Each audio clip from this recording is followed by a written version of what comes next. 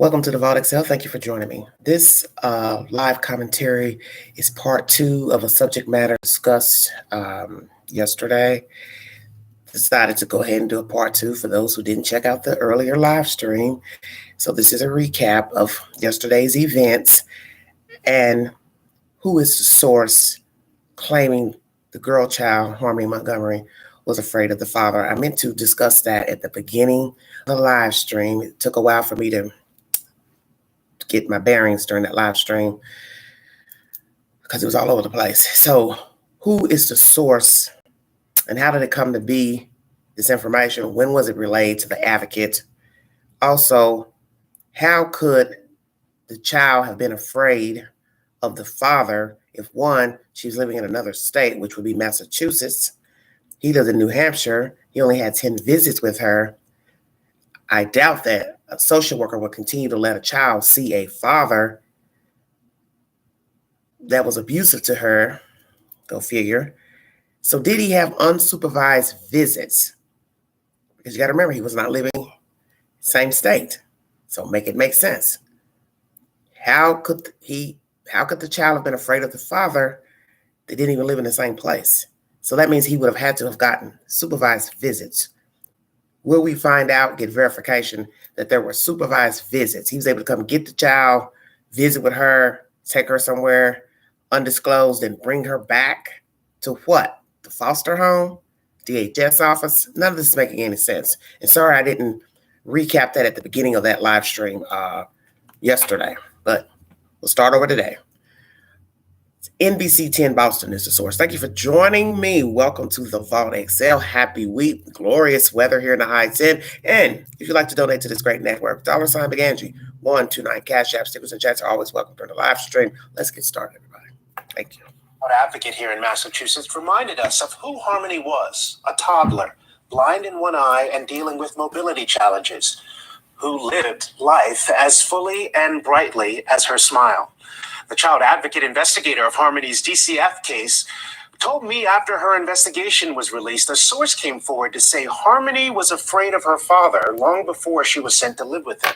It's a stinging new rebuke of the attorney appointed to represent Harmony's interests, and it's a story you'll only see on NBC 10 Boston. We received information after we issued our report that indicated that Harmony was afraid of her father. And so the question that I really want to ask, but can't ask because of attorney-client privilege, is, did you have a conversation with Harmony? Did you explain to Harmony what it would mean for her to move out of state, right? In the Massachusetts custody trial, Harmony's lawyer told the court Harmony wanted to be with her father. The judge agreed, and Adam Montgomery took his daughter to New Hampshire. Well, Let's repeat that again. Repeat that. Really want to ask, but can't ask because of attorney-client privilege, is, did you have a conversation with Harmony? Did you explain to Harmony what it would mean for her to move out of state, right? In the Massachusetts custody trial, Harmony's lawyer told the court Harmony wanted to be with her father. The judge agreed, and Adam Montgomery took his daughter to New Hampshire. In the Massachusetts custody trial, Harmony's lawyer told the court Harmony wanted to be with her father. The judge agreed, and Adam Montgomery took his daughter to New Hampshire. Well, you've never seen Adam Montgomery's home. There How you have did you it. make a substituted judgment on the Two separate basis states. of what was 10 visits that this made sense for Harmony to go with her father? So you trust the source that told you Harmony Yes. was afraid of her? So it's someone who would know. Yeah. It just reinforced for us how premature the decision was to send her home. And that has bothered me since the person called to share that information. When Harmony's case came to light, New Hampshire Governor Chris Sununu admonished the Massachusetts courts. It was the Massachusetts courts that placed Harmony with a horrific individual. The Office of the Child Advocate report was also critical of the judicial system, the attorneys, DCF too. And Thursday, a court spokesperson told us the report's recommendations assigned to them are in the process of being implemented, all of them, in an effort to ensure the system never fails another child in the way it failed Harmony. So, Priscilla, now the state's child advocate, who you just heard from there, wants new legislation that will require oversight of the attorneys who are appointed to represent children in these DCF custody cases. Her hope is that proper oversight of new professional standards will catch this kind of judicial misstep in the future. So, okay, what about the lawyer who represented Harmony? What does that person have to say with these new developments and what they hope for in the future for other children? This is a really interesting part of the story. We don't know who the lawyer is. It's legally protected. And what the child advocate says is that she can't question that person because of attorney-client privilege. Interesting. All right, Glenn, thank you. 10 Boston is the source. What is the truth to this information? As I said, this advocate is speaking about a report given pertaining to the girl child. Was this a report after she was placed with Mr. Montgomery, or was this a report given once there was an investigation into the child's disappearance and later father indicted on murder? So when did this lady issue a report to who is the source? Did the attorney have this information at the time of representation for the girl child? See, there are too many questions and everything's open-ended. Hello, thank you all. Thank you so much. Oh, thank you, Patricia. Thank you. Thank you all for joining me. So many questions. Massachusetts court issued the transference of the child to Adam Montgomery. New information from the advocate that someone said the child feared her safety with him. This makes no sense because he only had 10 visits with the child. So now you have to say he had unsupervised visits, that he traveled to Massachusetts to a state office or foster home and took the child away to abuse her or you know what I'm saying, to be mean to her. Make it make sense, because I'm confused. Let's hear from another news source, local news source in New Hampshire. They're going to discuss this case and the Department of Human Services there. Thank you for joining me.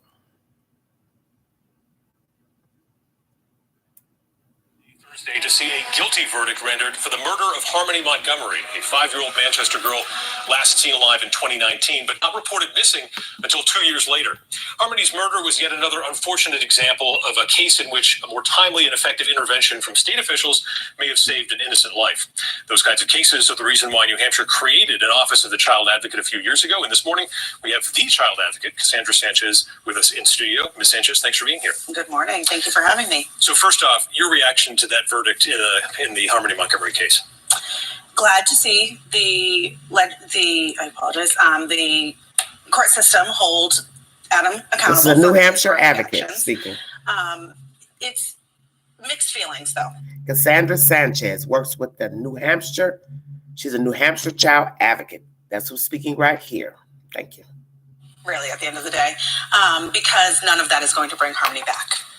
Any of the children that we've lost in New Hampshire, even the work that the office is doing, none of that brings these children back. Exactly. And so for us, the critical focus is really how do we work with our system and those key stakeholders to continue to make changes that are going to improve the way our system works for our children that are here and to avoid these tragedies in the future. Mm-hmm. And obviously there were some extraordinary circumstances in this case, the COVID-19 pandemic. And of course, you had Adam Montgomery going through a long and gruesome ordeal, trying to hide this body, essentially a long and grisly cover-up. There were so many off-ramps, though, to potential intervention for Harmony. As a watchdog agency, what is your level of confidence that the state can prevent similar circumstances from happening in the future? It's difficult. There were so many circumstances in this case that are different.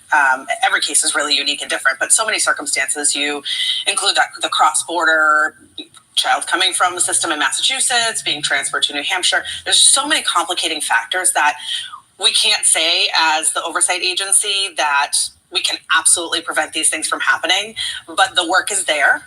The folks that have the ability to help make those changes in the system are on board with those changes. It's talking about our legislature. That includes the leadership within our DHHS entity, for many law enforcement agencies willing to come to the table to have these conversations about how do we partner better in these cases. So that's key. So we have the interest in improving our system.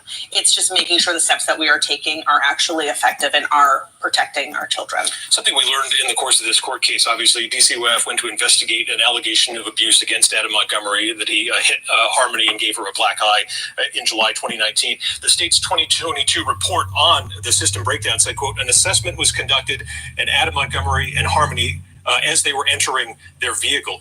So he was basically running away as the CPSW got there. But at trial, we learned from that CPSW that he saw maybe just 10 to 15 seconds worth of a girl that he could see from 30 to 40 feet away. Couldn't really even get a full ID at that distance. But he told Manchester police he didn't see any injury consistent with a black eye, even though he was so far away. It seems like that might have been one of those inflection points that could have off-ramped this situation from becoming fatal. What is your opinion of how DCYF handled that situation? Again, it's a difficult question to answer. It's really hard to look back and say they should have or could have done this differently, which is why we, as the Office of Child Advocate, use a very unique review system when we review these type of cases with the agency. We focus on safety science. And so it's not looking at that specific worker and saying, what did they do wrong that they could have done better? But it's what policies or procedures or barriers exist in the system that don't allow for thorough checks to happen. We know at the time that caseloads were really high. So focusing on those issues, how do we ensure that caseloads are coming down, that there are enough staff in the field, that there are enough touch points with children per policy that tells them they have to lay eyes in a certain way and in a certain format with a child. And so that's really our focus, because it really is hard to look back, although that worker can recall in the moment what was happening for them. I'm sure there were a lot of other external factors that also impacted their ability to do their work. And I've seen so many times in this case where it's quick to point the finger at a specific person or a specific agency that didn't do something correct. But there's so many entities involved in the protection of children. It doesn't fall on one soul.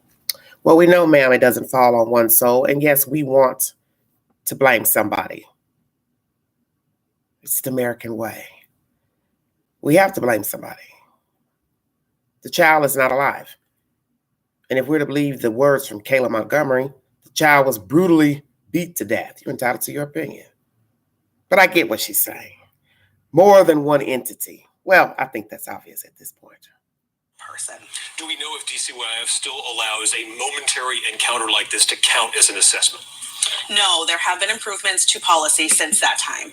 And the improvements do include making sure that they are sitting down and observing the child, that there is a body check if they are to be looking for bruises, if there was an allegation of physical abuse, as well as really amping up the policy around locating a child if a parent is saying, well, now they've been sent to the other parent somewhere else. They have to do more intensive checks. They have to be reaching out to, if it is, for instance, out of state, like in this scenario, they have to be reaching out to the state agency asking for courtesy assist to go to that home to verify is that child there. Law enforcement courtesy assist as well. That didn't exist in policy prior. So we've learned a lot, and a lot has changed within our DCYF agency as a result of what occurred for Harmony. What is she talking about? An encounter like this to count as an assessment? No, there have been improvements to policy since that time. And the improvements do include making sure that they are sitting down and observing the child, that there is a body check if they are to be looking for bruises, if there was an allegation of physical abuse, as well as really amping up the policy around locating a child if a parent is saying. So they've put a change to their policy, says this lady, checking the child visibly, checking for wounds, if there are allegations of wounds, and I guess also verifying the child if the parent says, oh, he's not here, she's not here, she's with the mom, he's with the mom, they're with the grandmother, so on and so forth. Let's see how that works out. Well, now they've been sent to the other parent somewhere else. They have to do more intensive checks. They have to be reaching out to, if it is, for instance, out of state, like in this scenario, they have to be reaching out to the state agency asking for courtesy assist to go to that home to verify is that child there. Law enforcement courtesy assist as well. That didn't exist in policy prior. So we've learned a lot, and a lot has changed within our DCYF agency as a result of what occurred for Harmony. You mentioned the finger pointing. A lot of that happened across state lines between New Hampshire and Massachusetts. The lines are communication. There's been work done to improve those. In your view, are those lines open and effective right now? It's gotten a lot better. There's still work to be done. There always is, because there's policies state to state that differ, laws that differ, and so they do put up barriers in place. It has improved drastically with Massachusetts, but I think both of the states have learned quite a bit from this case. But we don't only neighbor with Massachusetts. We have Vermont and Maine. And so we need to ensure that we have those lines of communication open with all of our bordering states and even beyond that, all the states in New England, because it's such a small regional area. It's very easy for families to move from state to state and information not follow them. And your counterpart in Massachusetts said one of the factors working against Harmony's safety was, quote, unequal weight placed on parents' rights versus a child's well-being. Now, in the New Hampshire House, we know there's a special committee that's started to meet now, not looking at how to better protect kids. There's already committees for that, but to delve into whether parents are receiving adequate due process when an allegation of abuse is made. What are your thoughts on this? We are going to be tuning in. We will be watching very closely. And if we have an opportunity, we would be happy to speak up on the importance of ensuring that children's best interest is at play and equal footing as parental rights. It's critical. It's a lot of what is in some of the other legislation that we've worked on this session is really ensuring that we are looking out for our children's unique needs when placing with a parent. We did some work this session on Senate Bill 417 that has some language in there about parental fitness for a non-accused parent. Unfortunately, this case didn't fit perfectly in that because it was the state of Massachusetts that gave Adam custody, but we don't want that to happen in our court system. So we want to ensure that our courts are asking more questions. And that's some of the language in that bill is ensuring that they're asking more questions, particularly about the child's needs and the parent's abilities to meet those unique needs. So basically she's saying they want to make sure they're doing right by the child and not just serving the parent's needs. Because as we see in this, as we have seen in this case, a mother lost custody 3 times, stated he wanted the child back for whatever reason. Do not feel like Crystal deserved her back. 3 times is too many. The father goes, gets the child, and then allegedly he's abused her, per words from the uncle and Kayla Montgomery. So sometimes, I guess it's a double-edged sword. We want the child to have the best life. We're going to trust this parent to try to do right. Try it again, try it again, try it again. Okay, here comes the father. He wants the child. But then we hear that he's abused the kid. So the child didn't win, obviously. So it's like Russian roulette. A deep, deep gamble. But where the state failed, the state and the judge failed, was allowing Mr. Montgomery to get the child naturally without a thorough background check, a check of his home, so on and so forth. Income. You gave this child to somebody that didn't even have a job. I don't know if he had a job when he went to Massachusetts. I hadn't heard. But we know in the end, he didn't keep a job. He didn't work at the time of death. Let's say that. House was not in the best condition. Foreclosed house. Somebody else's house. This is what the child was subjected to. And this is not including what we don't know pertaining to Harmony and what went on inside of the home with the people that lived with her. Shift to another case you've been on top of since last year. You've been trying to get more accountability in the system when kids who are in the juvenile justice system end up in out-of-state placements in residential facilities. Obviously, this started with the Blitzo Youth Academy in Tennessee, where you went there and said that there were 2 young men in this facility that was not acceptable in your eyes. You described it as a, quote, horrifying situation. What needs to change in the law to make sure that doesn't happen again? Thank you for asking that question. We have some great legislation this session that's looking at exactly that. It's really around the oversight of these out-of-state placements and really our children residential overall. So there is Senate Bill, some of that language is in Senate Bill 417, where it really talks about priority of placement, reducing children placed in residential whenever possible. And when they are, really focusing on, first of all, if they can remain with relative care, that's what we understand is best and leads to best outcomes for children. So ideally, we'd like to see that first. If it's not possible to maintain them in the community, if they have higher level needs that need to be met in a residential setting, really seeking out a setting that is to meet their needs. And there is a very short time frame to getting treatment and then returning back to the community. So our children aren't lingering in care unnecessarily and at risk. We've also worked on House Bill 1573 and looking to bulk up some court oversight in that bill, ensuring that the courts are asking a lot of questions about these residential placements, that they're understanding that whether they are meeting that child's needs or not. In that, also ensuring that DCYF, when they are going out to meet with children in these facilities, that they are doing thorough visits of a facility similar to what they would do with children in foster homes. And unfortunately, that's not what we found in Bledsoe. They had been out there 7 times prior, and they had not raised the level of concern that we did when we got out there. And I can tell you that it did not drastically change because they had been there just weeks prior to we were. So the facility did not drastically change by the time the OCA got there. And so it is critical to move forward with these bills and really ensure that we have stricter oversight, that our courts are involved in that process, and that we're not leaving our children in placements that are not meeting their needs, and specifically those that are going to further traumatize them. All right, everybody. So that was an advocate speaking. You also hear her talking about being in Tennessee, and I got a feeling she mentioned Bledsoe County. That is a facility for boys, for allegedly wayward boys. I believe that's the facility she's speaking of. That's in Bledsoe County. That's a little ways up the highway from the Queen, going Midwest Tennessee. Interesting. The children were in deplorable or not fit living situation. So I don't know where this lady lives, because I think that's interesting. She was all the way down here in Tennessee. Very interesting. So let's weigh in, everybody. Thank you for joining me. Welcome to the Vault XL. Who is the source with the information? When was the information given to this advocate lady? When did she complete her report to get this information? Family member, friend, associate, somebody that saw the child? I'm just trying to understand the situation of you saying, whoever you are, she feared for her safety, feared the father, whatever, when he didn't have custody of her until February of 19. So what are we talking about? Is this after the fact? Is this after he got the child? I want to go ahead and assume maybe this is after he got the child. Somebody gave this lady information. I don't know. Did it come from the mother? I don't know. Miss Crystal, the bio mother. I have no idea, because I don't have any idea of the report itself and when she rendered it and when she got the information versus who was saying this to her. So this is why I asked, when did she get the information? Because we're not supposed to believe what the lawyer went in on behalf of the client, which is the child, knowing that the child felt threatened or harmed or felt fearful,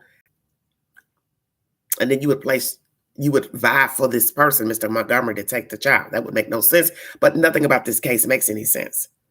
I think we all realize this. The child was failed miserably by both demographics, New Hampshire and Massachusetts, failed by both biological parents, failed by relatives in the house that she lived in New Hampshire with Mr. Montgomery, his wife and other relatives, outside people that probably saw the child, saw that she wasn't well. What I find disturbing in this commentary also, the one earlier, is that the child was blind in one eye and mobility issues. This is sad to me. So the child couldn't see well and couldn't move about well. So I wonder, what were her mobility issues? Could she stand up straight? Was she wobbly, swaying? Did she lose her balance? So imagine how terrible that would be. But your eyesight works with every part of your body.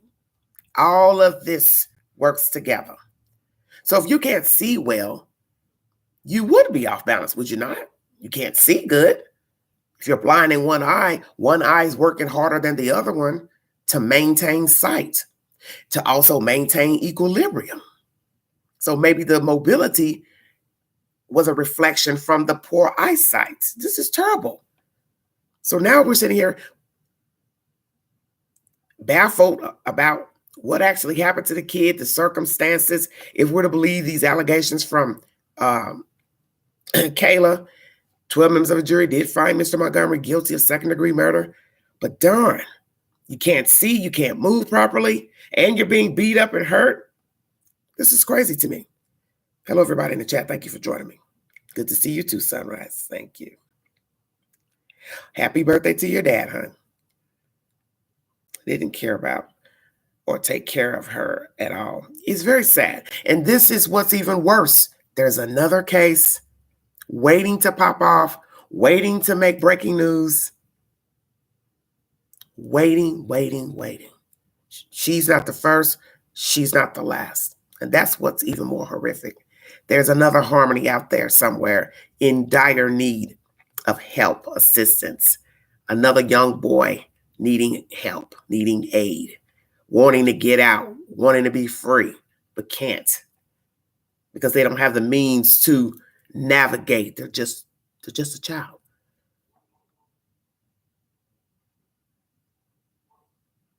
Yes, the eyesight.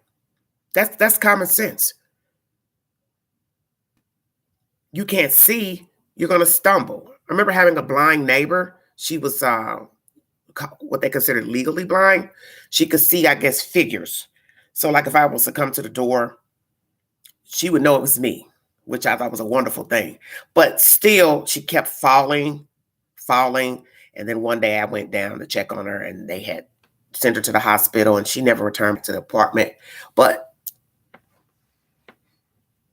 that makes total sense. You can't see or see well. You're going to be stumbling, bumping into things, and that's even more dangerous. When you can't see properly to cook meals, use the restroom, take a shower, you could turn on the wrong faucet. So now you got to remember which faucet is which, just basic things we do in life to live and sustain ourselves.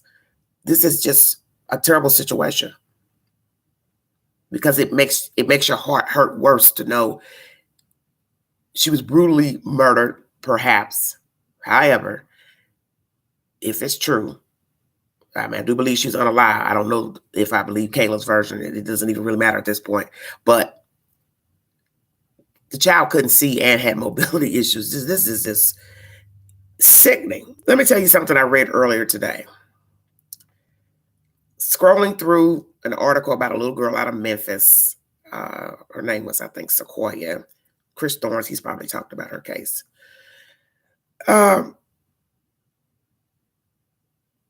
As I told you, I always have had a discerning spirit about people, circumstances. And when I looked at her photograph today, I don't know, once again, something struck the queen strange about the photograph. I didn't know nothing about her case, had not done any research. I just looked at the photograph and I said, this child doesn't look well. That's all I said to myself. I said, this child doesn't look well. And then I said, well, maybe you're jumping the gun. So I went further to, read more content pertaining to the case of the child being found deceased. And lo and behold, she was wearing a feeding tube. Don't know if the tube was in at the time of death, but that's what the article said. She had a feeding tube. So my mind started, navigating like it always does. I said to myself, wow, here's a child looking frail to the queen in a picture. Didn't know anything about her. Didn't know anything about the case. Find out she had a feeding tube. That would lead me to believe that's why she looked the way she looked to me. Probably wasn't fed properly. Probably had the tube taken out. But what's devastating, like hearing this case here, allegedly she was beat up.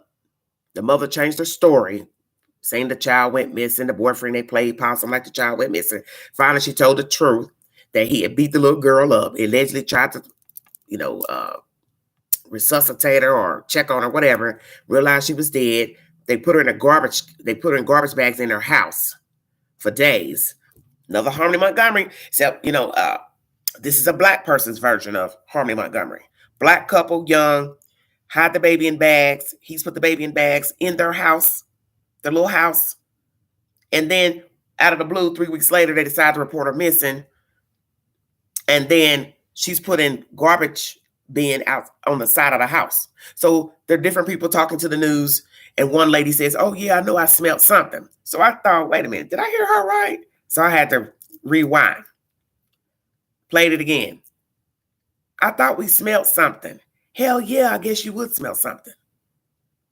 You're going to have a dead person in your house, a dead child, wrapped in plastic, stay in your house.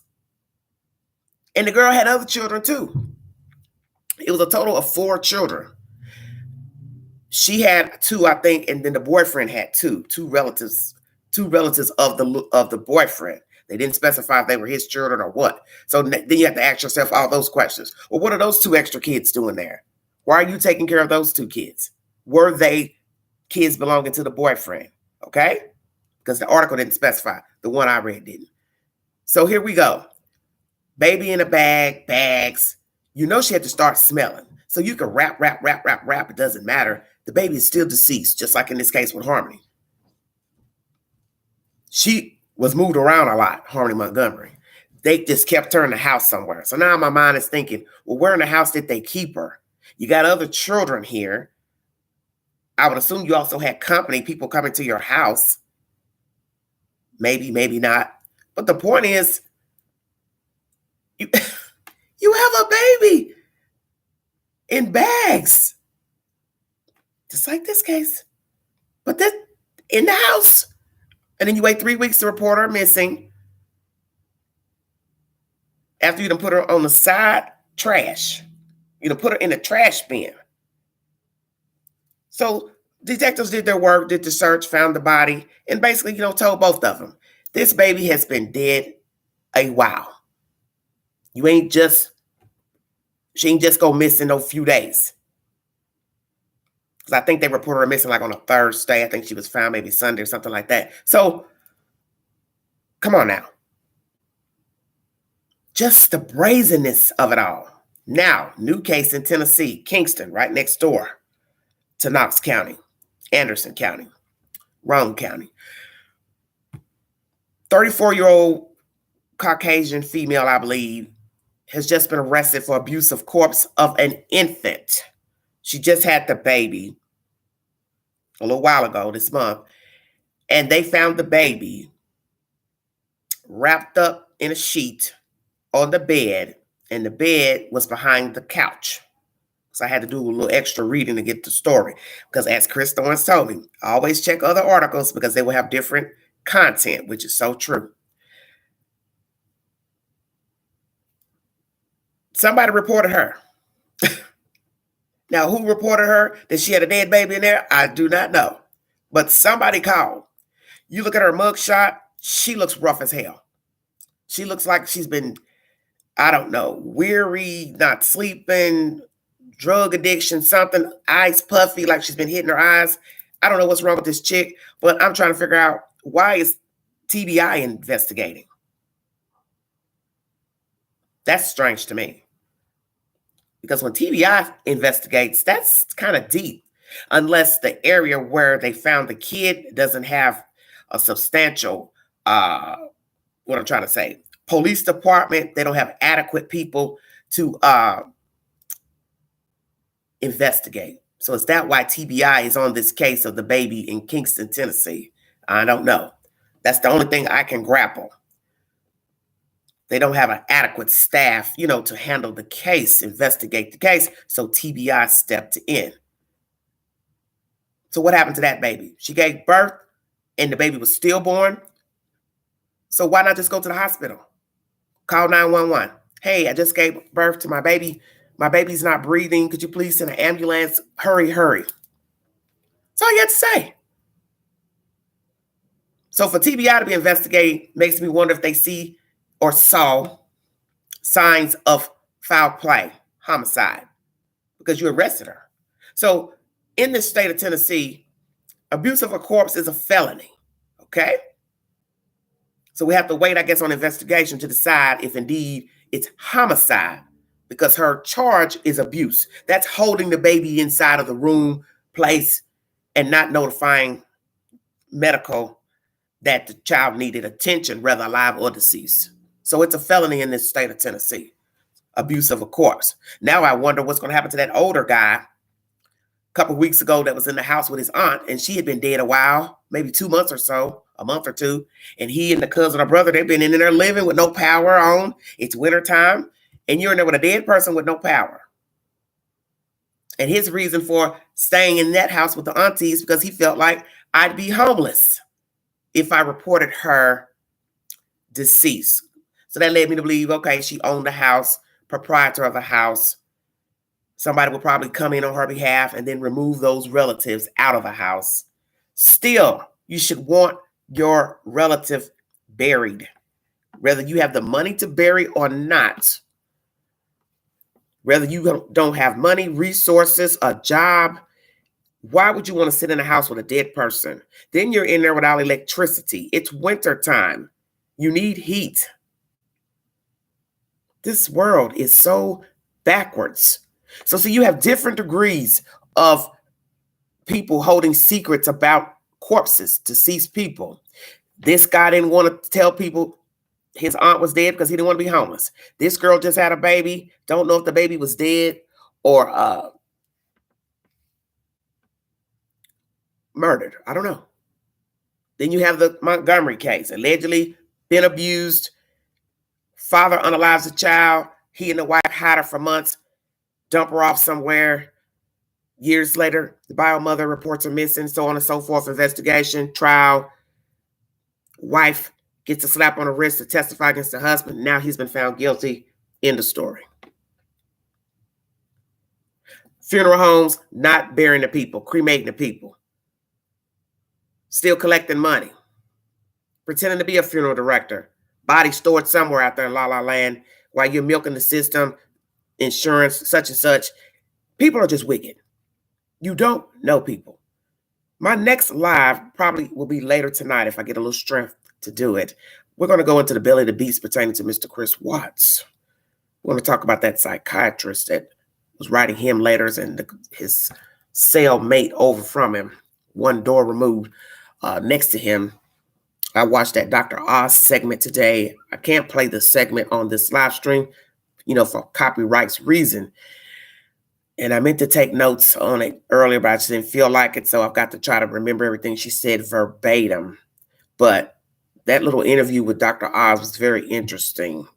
Why, as Nancy Grace would say, she repeated everything, allegedly that happened to the kids and the finding of the children in the oil well, whatever.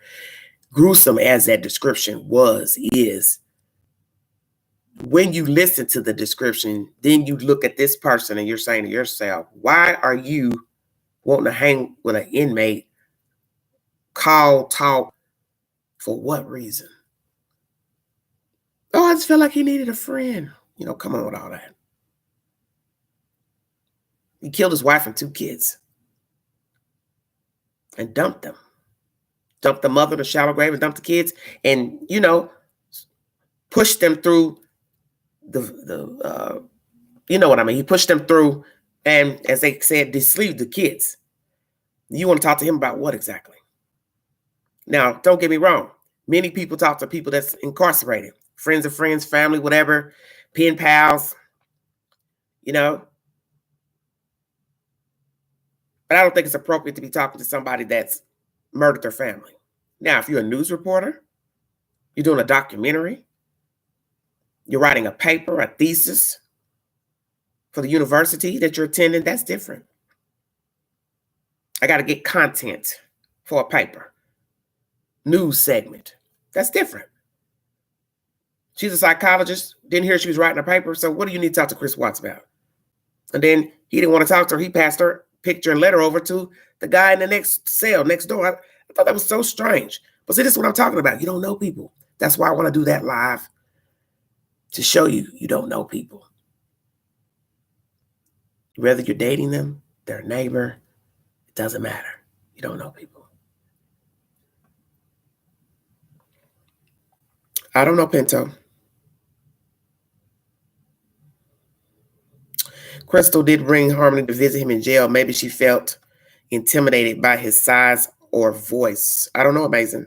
That's what I'm saying. There's no definitive answer or description of anything. This is what I'm talking about. When they went to trial, there were a lot of things that were open-ended, okay? That's what I'm talking about. So now you have this mess about visiting him 10 times. Oh, I got information that she was afraid of him. So in your mind, you're saying they didn't even live in the same state. He didn't have custody of her. I heard she visited him at one point for 5 months or 10 months. He saw her, then he disappeared. So I don't know. That might have been when he got out of prison.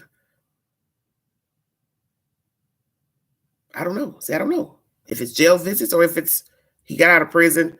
She took him up there to see him when she had custody of him. Maybe it's when Crystal had custody. See, everything's open-ended. You don't have a definitive answer to anything. But the point remains. The child was in and out of foster care. Crystal couldn't do a good job. She's on drugs. The father probably still using drugs even when he got her. Why did he even want her? Because it's obvious he didn't have a damn thing. He didn't have his own damn place. And he had a wife and kids. So why did he go get her? See, thousands of questions.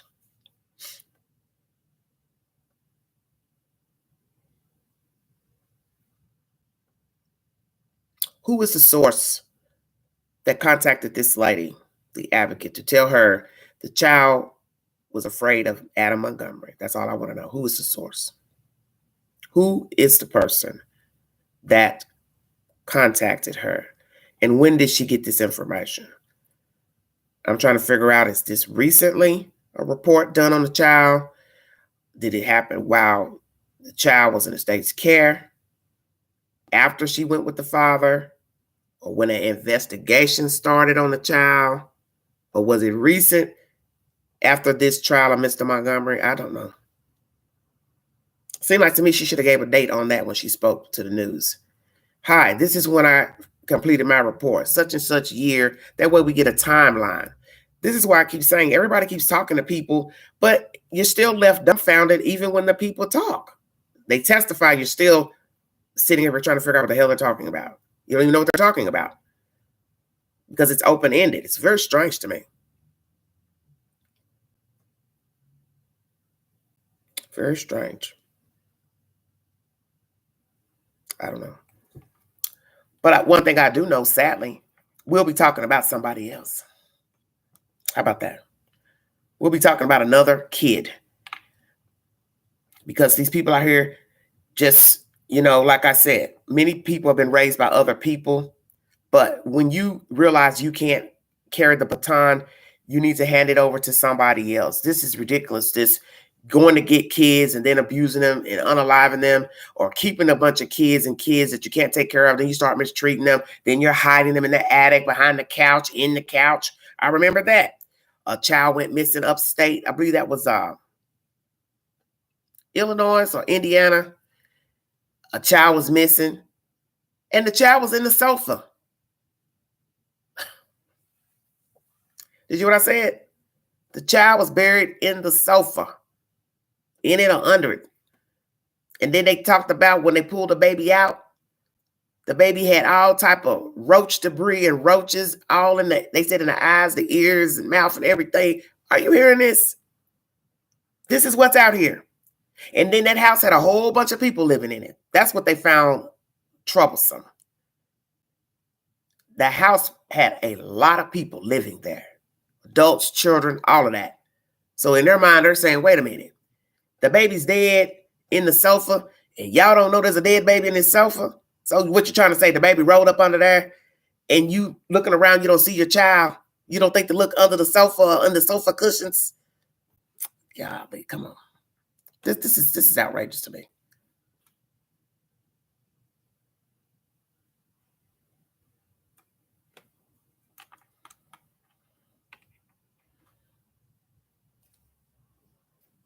Yeah. He went all the way out of town, Adam, to get his kid. So why get her? You're already violent. You know you're violent. You didn't need the two with Kayla. Then Kayla stupidly got pregnant with a third one. Now somebody has to take care of those kids. And her mother, she's not no spring chicken if she is the one taking care of the kids. You understand what I'm saying? I don't know.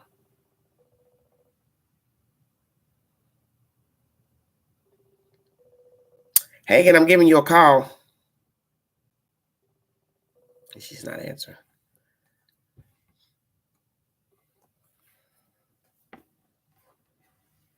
That's my content for today.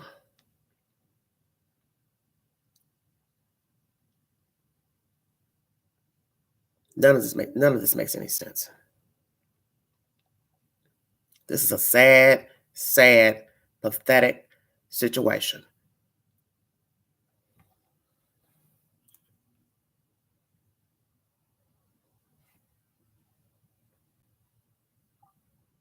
Hello? Hello there. Hi, are you busy? No. Well, you hear this lady speaking. She's an advocate talking about the rules, policies they're trying to change there in New Hampshire. Are you outside? Yeah. Because I hear them chimes. Yeah, the wind chimes. The breeze is blowing. Yeah, because I don't, in case you get to talking and they can't hear you, that's why I was worried, you know. I listened to what that woman had to say. You got somewhere else you can sit and talk? Yeah, I can go in the house. Or on the other side? Ooh, they get louder. It's just nice outside. Yes, it is. I want to go outside myself. Get a little fresh air. God is good, honey. God is good. Amen. Okay. Hopefully to keep the demons away. Shut your mouth. Because they, look, them demons, they know they be percolating, honey. But guess what? They got to know Queen ain't worried about you. Queen ain't worried about you. You do you, I'm going to do me. I got this. Now what? Go ahead. I listened to what that lady had to say. Still, I think it's a little too late, but at the same time, they have to reform the system. But it just... I don't know how they can change things. What I think they should do is, you know how a criminal record follows someone. Why can't child matters follow people from state to state to state? So it's like an international thing, or, you know, an in-state Well, it thing. should be. Well, there should be something in there anyway, as far as like getting food stamps. If you got a prior case with another agency for fraud or something like that, so that all should come up anyway. Anything about getting custody, all that. Yeah, because if you're a felon, that follows you from every state. So why can't the fact that you have a child case against you follow you state to state? Well, they didn't check anything, remember? But you got to remember, this was like a quick pro quo, just in and out, like a quick sale of a house. You went in, you showed up, here's the baby, bye. That's it. That's obvious. Almost like the state of Massachusetts didn't want to deal with her anymore. Well, probably. I mean, she's in and out, in and out. I'm not making excuses for what they did, but she was in and out, in and out. Yeah. We don't know how heavy the caseload is. Not that I'm making an excuse, but who knows how many people going in front of that judge with juvenile cases that day. Here, let her father, let's see if he can do it. Let's see if he can do a better job. Yeah. But we see what happened with that. Hey, Melinda. Yeah. It's just sad that these kids get lost in the rigmarole of all this. But as she said, they now got to look at the child. If somebody said the child was hurt, pushed, we now got to look at the body. Amen. Yes. Because anybody can hide under clothes. We know this from a person being pregnant, a person being beat up, pinched, all that. You could put clothes over to cover any type of bruises or marks. Oh, yeah, definitely. Right.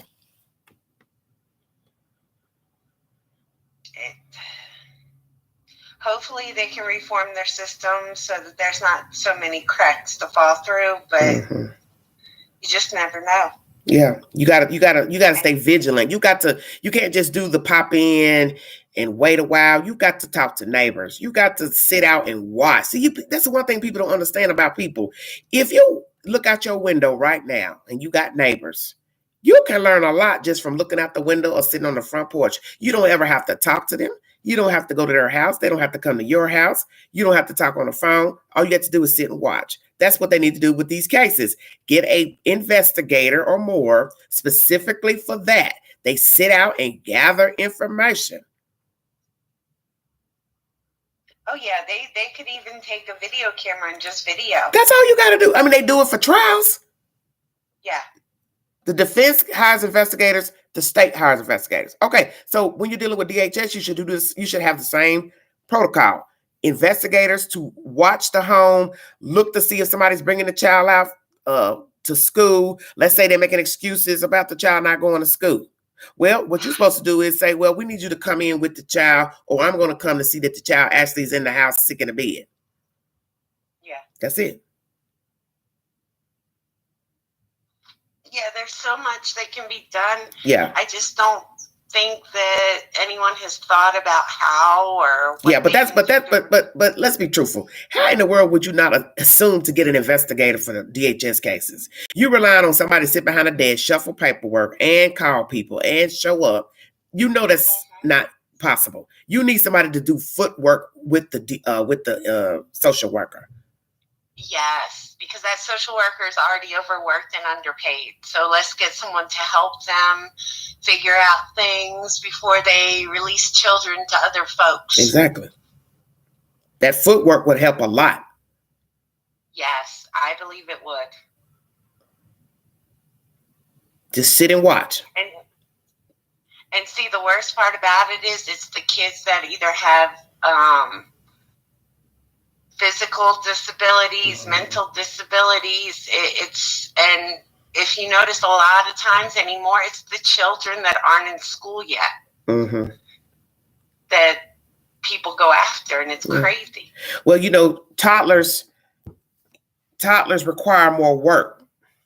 So you really have to have a lot of patience in rearing children. You understand what I'm saying? So when they're younger, they get into more things. They're exploring things and touching things, and God forbid you got a house full of kids, you got a temperament that's not well, it's gonna be a hard transition.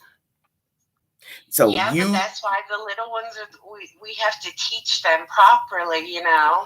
Yeah, I know that. But what I'm saying is, you got people who ain't trying to teach the kids anything. Trust me, Queen can tell you a whole bunch of stories about folks don't want to teach the kids nothing. That's why a lot of the kids are rambunctious, because yes, nobody's trying to teach them anything. So they're just out in the world doing this, and this. They're over here in the school. They ain't minding. They at home. They ain't minding. And the next thing you know, now somebody's ready to pop off because I done told you to stop doing that. Put that down. Leave that alone. Or the child gets in something, hurt themselves. Yes, you do have to teach your children. But you also have people who are really not trying to rear the kids. So it wouldn't matter if the child was quiet, rambunctious. If you're not really into it, it's not going to matter. You understand what I'm saying? Yeah. Just leave the child. Like my daughter, there were some kids that she wanted to bring home to play with, and I said no, and she said why? I said because they're raised by wolves. Oh my God. Because we already knew their parents and their parents' situation, and they weren't coming to my house. Wow, that's deep, Hagen. You wouldn't even let the children just at least play in the yard? I tried that, and it got to the point where we were having to pat them down for knives and marijuana. Wait. How old are we talking about here? We're talking like elementary school kids. 8, 9? Yes. I ain't never heard of that. And I was like, nope, you're not playing with these kids. They were raised by wolves. They got to go home.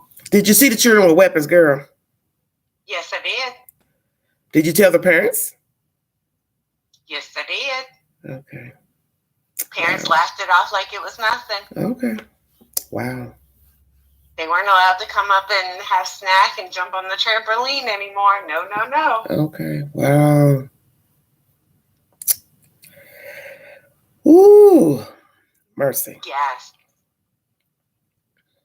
I've seen a lot in my 15 years here where I live. It's crazy. I keep seeing things. As more as I try to be away from stuff, it just seems like it's always around.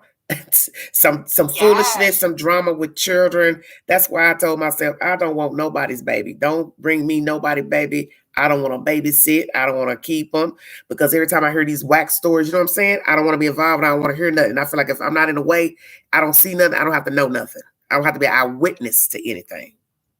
Yes. I mean, that's like me and my daughter going to Walmart and my daughter being like, Mama, aren't you going to whoop that parent? And I'm like, nope, turn around. Let's go. And Walmart is the worst place for shenanigans. I was looking at this white lady pushing this biracial baby in the buggy the other day. And he had a onesie on, like a winter onesie, but that's all he had on. Now that day was kind of warm, but it dropped cool real quick. Once I came out of Walmart, I went down to Ross, the temperature dropped real fast. So I'm looking at the baby thinking you're going to be coming out the store eventually with the child. a child Yeah. needs more than just a onesie on. Of course, doctors say the temperatures are a little hotter than our bodies when they're infants, but still, I would have had at least a little jacket on the totally baby. agree with you. I would have had a little When my jacket on the daughter baby was anyway. little, I don't know. Hey, Buffy. she was always dressed when she went out. These people just don't have nothing on their kids.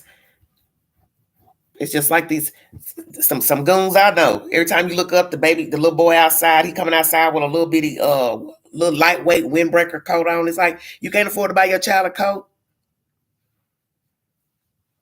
I'm telling the truth. You can't afford to buy your baby a coat.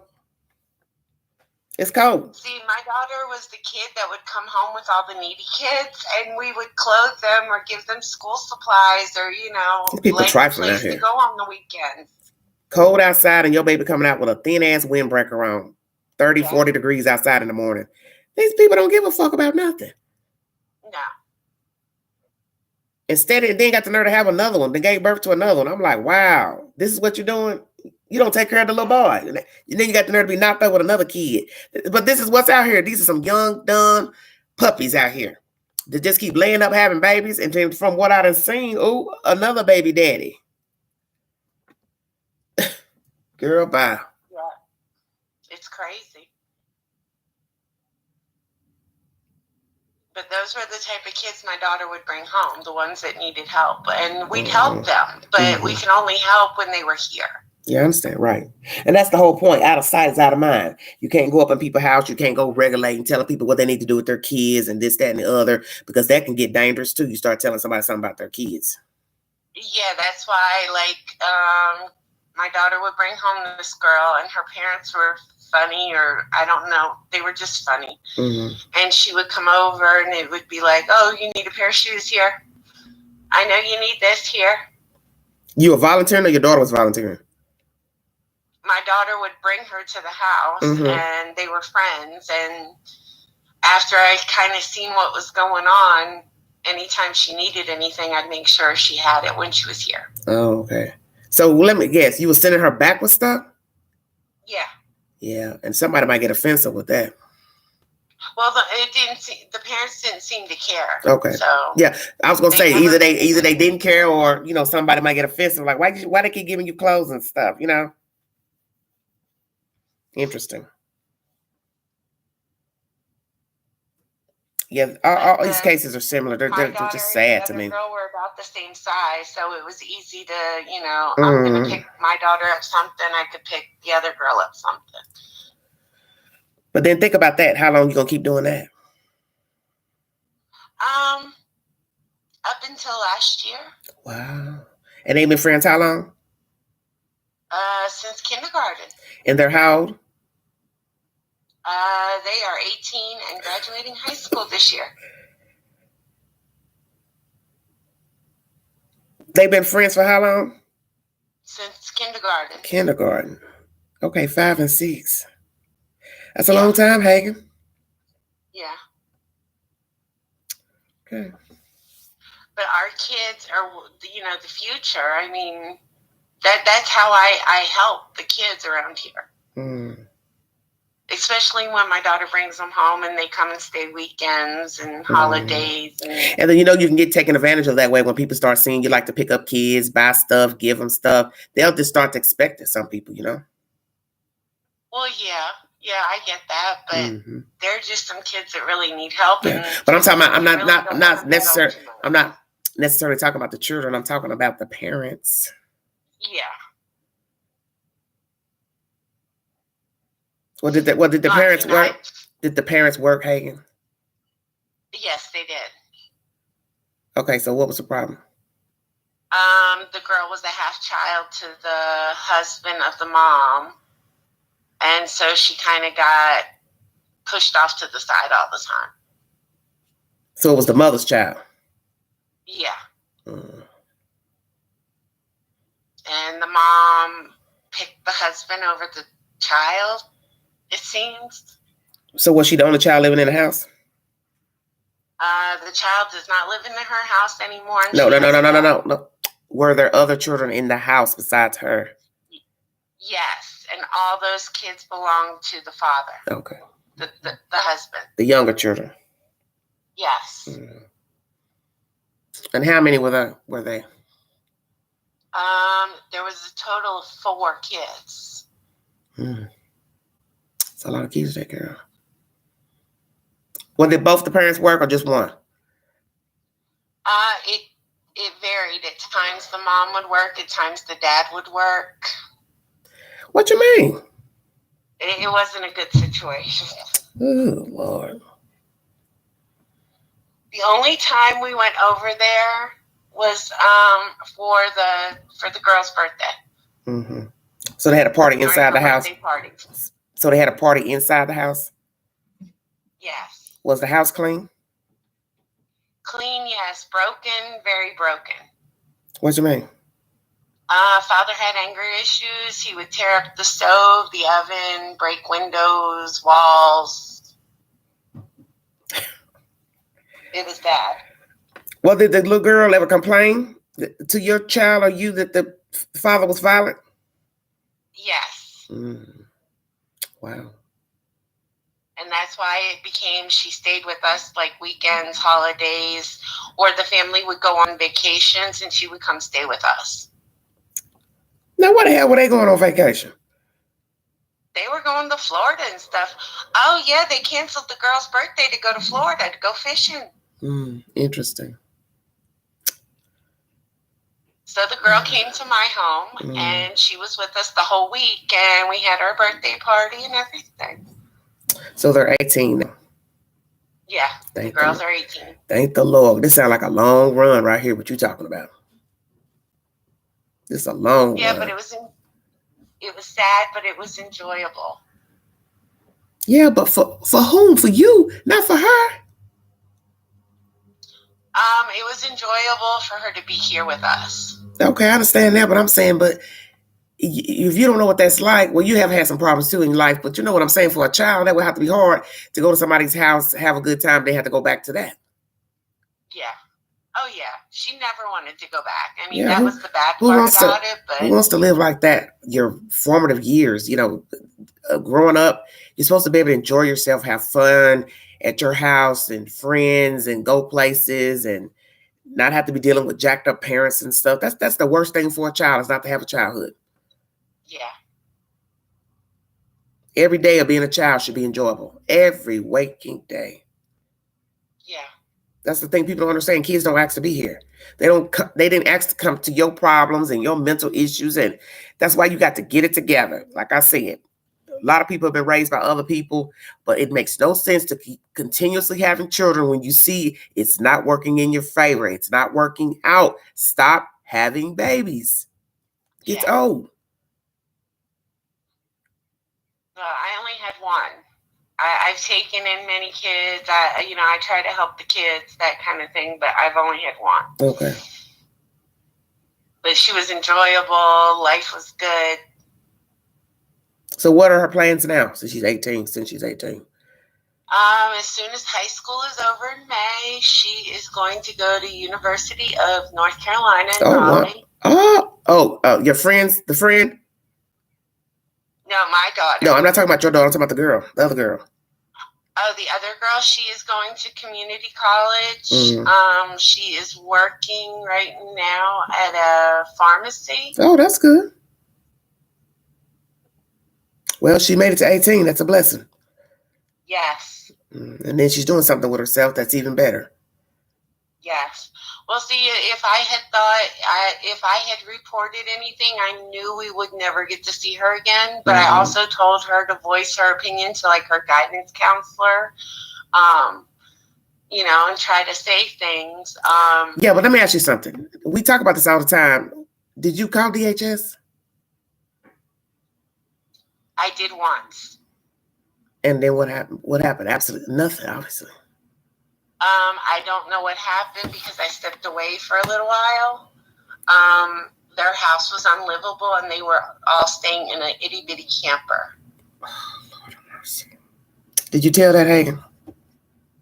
I did, and then I stepped away for a little bit, and then the girl came to stay with us for a bit. And what's a bit? Huh? What is a bit? It was like a whole summer and then one whole school year. So the summer she stayed, did she continue to stay with you into the school year, into the school system? Yeah, start of school. Yes. And how old was she when you did this? The kids were 10 or 12 then.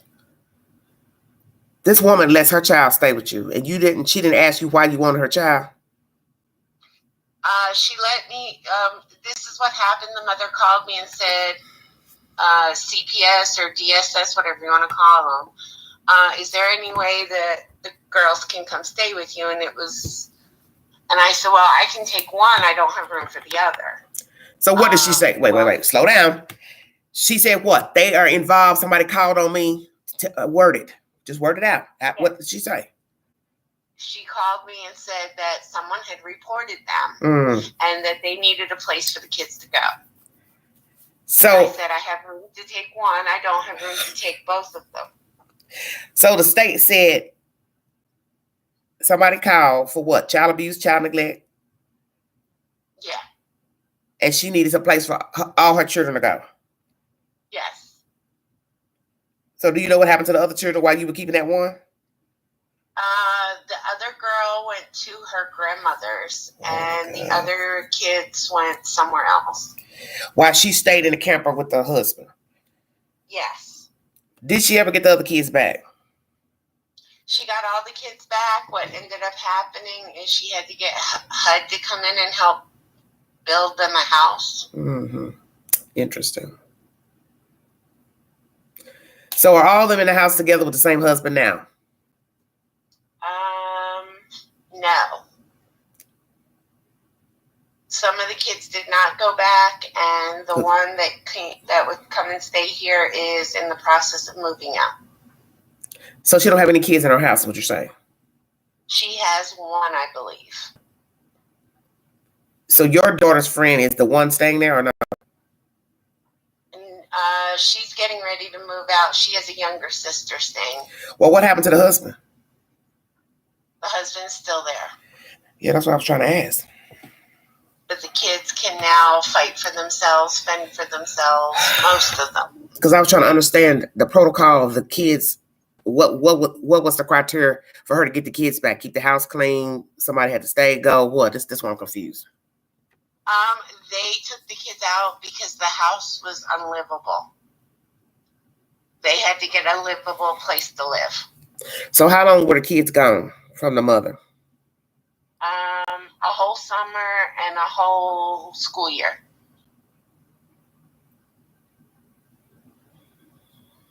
And then some of them did not return at all. Some of them stayed with the grandma. Yeah, because you said it was only 4, right? Yes. Interesting. Lord Jesus wept. You can't make this stuff up. These stories. I just don't be understanding. You cannot. Damn. But I look at it like this. These kids are our future.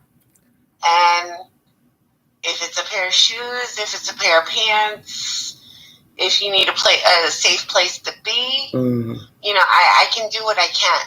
Right. Because these kids have no, they have no, it's the adults that need to get their crap together and stop this. Well. Whew, honey. You don't know how many of these babies I would have took in my house just to make sure that they were fed and safe. Well. I'd have been overrun by babies. Would you foster care now? Would I now? I don't know. I think I'm a little old for that now. I got you. It's a job. Yes. Taking care of children. Yes. Temporarily, I have no problem. If someone needs to come and sit for a little bit so we can figure things out, that's one thing. But dang. So much we've discussed in the past week pertaining to the trial and who said what and did what, and are your thoughts today still the same pertaining to this case? For the most part, yes.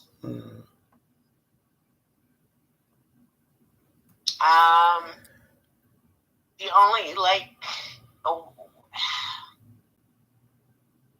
I just don't get, folks. These kids need help, and these adults just are not helping them.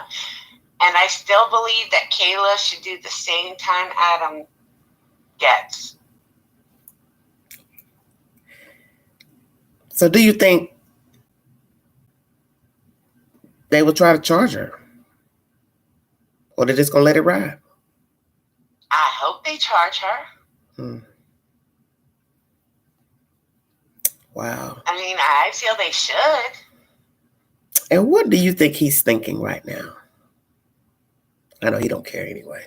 He never gave a damn. I don't know, because what got me about the whole situation too empty is he inside. refused to be there. Yeah. Well, you remember what she said in court was his right.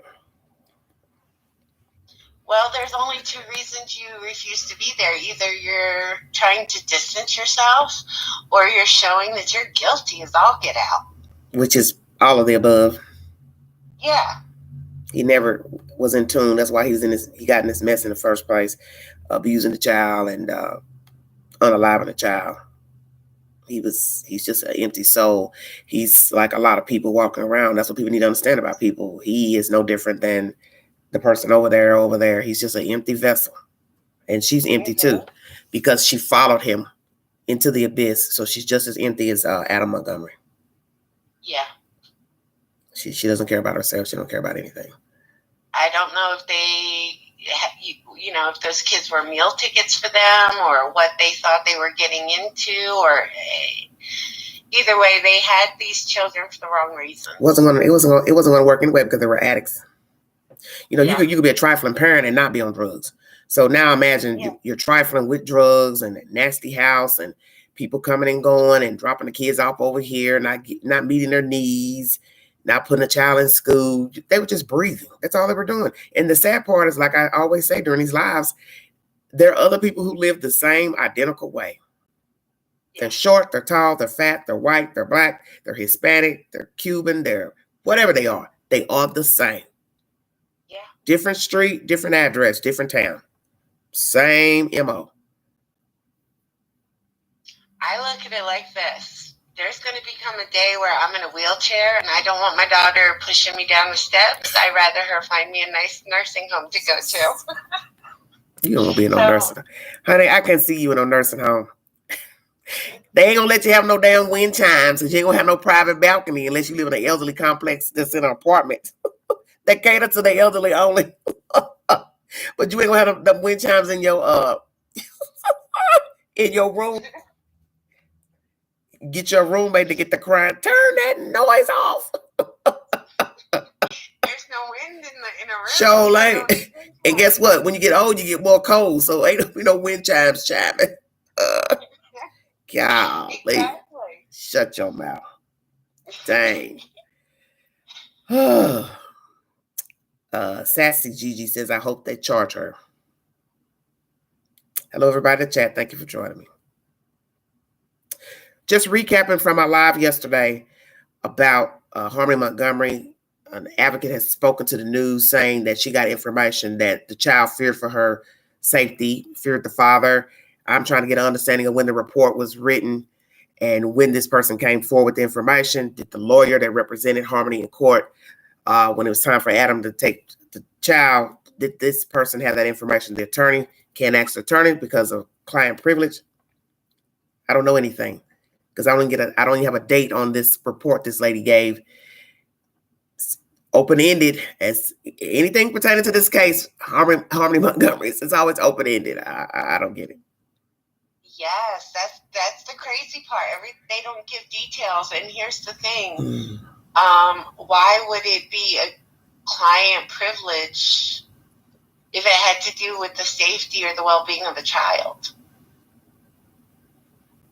Well, that's just the oath you take, though. That's the oath itself. You're not supposed to discuss anything about your client with somebody. That's the oath. You know that. You know that's the oath. So it don't matter if it's a child or not. It's still a human being. It's the law. You're not supposed to be discussing anything publicly. Now, is there a law to say you can talk about it while they're deceased? Have to read the law, I guess. Figure out. Interesting. Interesting. Get some more light in here. What y'all talking about down there in that chat? Not much. Oh, it's so pretty. Beautiful outside today. It is gorgeous. It's beautiful here in the high 10. Amen. Oh, it's gorgeous, honey. And sadly, right now, it's a beautiful day. Somebody's sitting in the house cooped up with their damn kids. Too scared to go outside and let the kids run outside and play.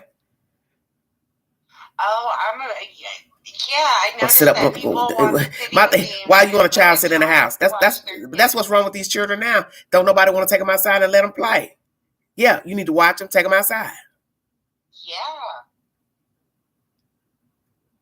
We had a swimming pool. We had a trampoline. I had many bikes for the kids. Like, it was crazy when my daughter was little. Yeah. You want to have all these damn babies, but then you don't want to take your kids outside. You just want your kids to stay in the house and make noise all damn day. That's something I cannot understand about people with kids. You were a kid once. Did you want to sit in the house all day? So why don't you take your child outside? No, it's a child. I would push it to go It's no different. It's no different than having an animal. Same thing I told the dizzy ass heifer next door. It's a dog. It's barking. He wants to go outside. It's a dog. You just want the dog to go outside, just use the bathroom, then bring the dog back in. Does that make any sense? No. People don't really understand why dogs run out the door, why cats run out the door. They run out because they're tired of being in. Yeah. So it's no different than being a human being. At some point, you're going to get tired of being inside. You want to go outside. Especially when you're dealing with children. They don't want to sit in the house because you want to sit in the house. Exactly, especially when they're little and it's nice. I just don't understand people. Too scared to just, come on, let's take a walk. Let's walk down the street. Let's walk around the corner. I stayed outside as a child. I grew up in Chicago. I stayed outside. We stayed outside playing. Do you hear me? Even if it be dark, it would be dark outside. My mother, Miss Black, they sit on the front stoop talking, or Miss Black might be looking out the top window, the third floor window. We played, honey. We gave Chicago the business. You hear me? We played. Big wheels with radio flyer wagons tied together. We rode that sidewalk down. So that's why I just look at these people, don't want to take their children ever outside. Now, one thing I can say about these Hispanic people that live over the next yard, they let their children play outside. They got a little miniature playground they got in the yard, and sometimes you hear them in the background when I'm going live. You hear the little kids, they're out there playing. That's what you're supposed to do. You're supposed to cater to the children. You know they're going to be outside. You don't want them to go past the yard. Then you put something in the yard for them to entertain themselves with. Yes. You don't let them just run up and down the damn floor inside of a house or apartment. Just let them run back and forth, back and forth. That's stupid to me. Hell yeah. I get irritated because that don't even make no sense to me. And if you had a house, I still wouldn't be letting no children run in the house. Take them outside. That's what outside is for. When you're in close quarters, it's easy for things to get knocked over. Kids can run into corners of tables. You understand what I'm saying? Yeah. So you're a parent. You don't know that? That's baffling to me. You don't know that running inside, that is how children usually get hurt. It's because they've knocked something over. Something topples on top of them. That's why you let them go outside. There's nothing for them to bump into on top, when they're on top of grass. Yeah. They can fall, tumble. They're not going to hurt themselves. But you're inside where shit can fall over. It just amazes me how stupid these young people are. They just have no business procreating. I'm just telling the truth. Keep your legs closed and keep your wee-wee in your pants. Yes. See, we live where my house is, there's woods, and I used to hide things and let the kids do treasure hunts and all kinds of stuff. Oh, yeah, that sounds like fun. That sounds like a lot of fun. I mean, even though there were times like we get in, hornet's nest or poison ivy. Yeah. And that's something that children in the city, they don't have that advantage to have, a wide open space where they can run, because most of the city, is made of concrete. So children need that experience of being able to run in grass and play. You understand what I'm saying? It's because it's more healthy, and you don't have to worry about hurting yourself when you're playing on grass. Up north, east, it's all concrete. I mean, we have parks, of course, but your mother would have to take you to the park. Parent have to walk you to the nearest park. There's nothing like having grass outside for your kids to play in the yard. Oh, yeah. And, a lot of people, live in apartments, so they have to take their child to the park to play. They can't just go outside in the yard if they live in an apartment building or a skybox. But down here in the South, we have grass around. So even with apartment complexes, there's usually grass around. There's no excuse for a child to be sitting cooped up inside of a house and not playing outdoors. There's just no excuse for that. That's why a lot of kids have learning problems. They already probably come here jacked up because they got jacked up genes from their stupid parents. Then they've got ADHD and all this old different type of stuff. And then you're leaving them inside, you know what I'm saying, to bang their head up against a damn wall. Yeah. It just makes no sense to me. And then they put like video games or the TV in front of them, and that's supposed to babysit them. Well, I can say from what I've been hearing, that child ain't looking at nothing. Did you hear what I said? He ain't looking at nothing but the floor, running back and forth. I said, you ain't doing homework. You're not teaching ABCs. You're not showing any learning programs, because how can you learn if you're moving about? You understand what I'm saying? You got to sit still in order to study, to learn. You can't learn running back and forth on top of a floor. But this is what happens when you have young people breeding children. They don't give two Fs. They don't care if the child jumped out the window. And that's how I look at it. Because once you just let a child run amok, whether it be inside or outside, because you can leave kids outside too long and don't never check on them. That's just as abusive too. But just to let them run back and forth, get into stuff, you're not paying attention. That's how kids get into stuff, because they realize, they're not paying any attention to me. And I think a lot of times the kids do it too, because the people aren't paying them any attention. Yeah. So they just keep jumping around, trying to get somebody's attention.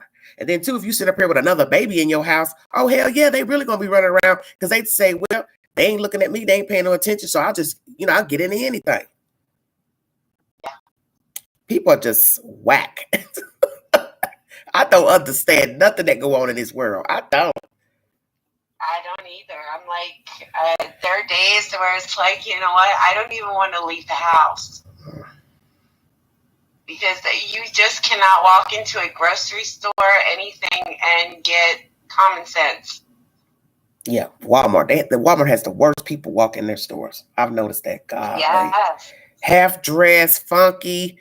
Babies ain't dressed properly for the season. The women in there half dressed. Everybody in pajamas and house shoes. I'm gonna tell you, the worst thing they ever made was house shoes and slides and them damn plastic clog shoes. Yes. You see people wearing them shoes still. Them shoes been around since about 2005. Them little plastic shoes with the holes in them. Oh, I wish, I wish somebody quit making those. I've seen them dirty, turned over, and I'm like, baby, why are you wearing those shoes? It's wintertime. Please take them ugly shoes off. I can't stand it. Yes, put a pair of tennis shoes on. Go buy you some slip-on shoes. You don't want to tie your shoes? You can buy slip-on shoes anywhere.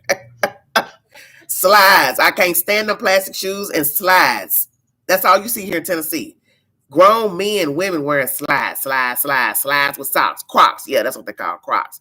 Whoever made them Crocs, they need to burn you at the stake. They need to burn you at the stake. You and them damn shoes. See, look at Selena said, I have a prayer that goes outside and clean up, doggy do. Okay. So funny. I have a pair of slides to go to the pool with. Well, I'm just saying, between those Crocs and slides, I just get so sick of looking at them. You go. I could go to the store right now. It wouldn't even matter which store I go in. Somebody got on a pair of slides and socks. Somebody got on a pair of slides with no socks, and somebody got on a pair of Crocs with socks and Crocs with no socks. Crocs and slides. Damn. Get you some shoes on. Because you're looking at yourself saying, damn, ain't your feet cold? Especially when we had that bad freeze in January. If you stepped outside of them Crocs slides, you need your tail beat. Yes. You need your tail beat to go. The only time I've gone out looking like a mess is if I'm going to take my daughter to school, like she missed the bus or whatever, and I want to embarrass her. But I'm just saying, every day wearing them, it's just old to me. It's slides every day with socks and stuff.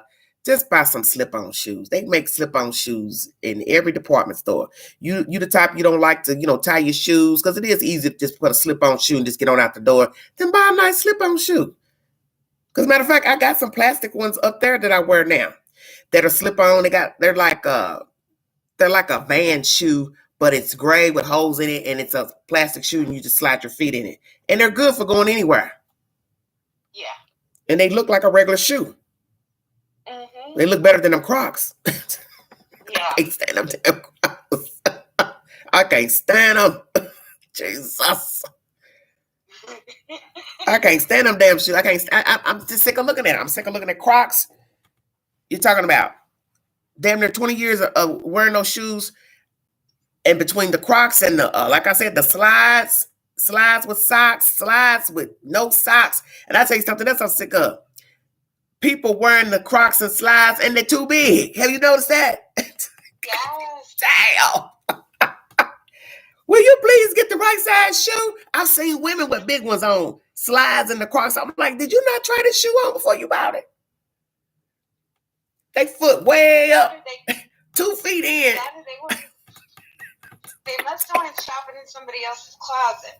That's exactly what's happened. They see somebody else's shoe. Okay, I don't got to buckle my shoe up. Let me go put my foot in his shoe. I'm just going to go run outside right quick. Before you know it, outside is Walmart, Target, Kroger, the mall. You done went way out, and you need some damn shoes on.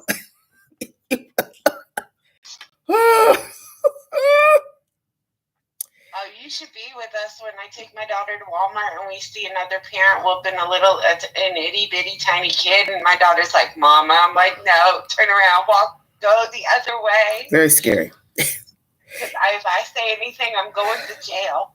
And I think those fads, the Crocs and the slides, they are universal. It's definitely not just here in the South. People are doing it up north, where it's definitely freezing weather and very, very scary to see somebody walking around in Detroit or Chicago or Canada in slides, plastic slides and Crocs. And it's damn 2 degrees outside. I'm like, hey, ain't your feet cold? I always thought, well, maybe they're just lazy and don't want to tie their shoes. That's it. I don't want to tie no shoes either. I'm older now. I don't want to tie no shoes. That's why I buy slip-on shoes.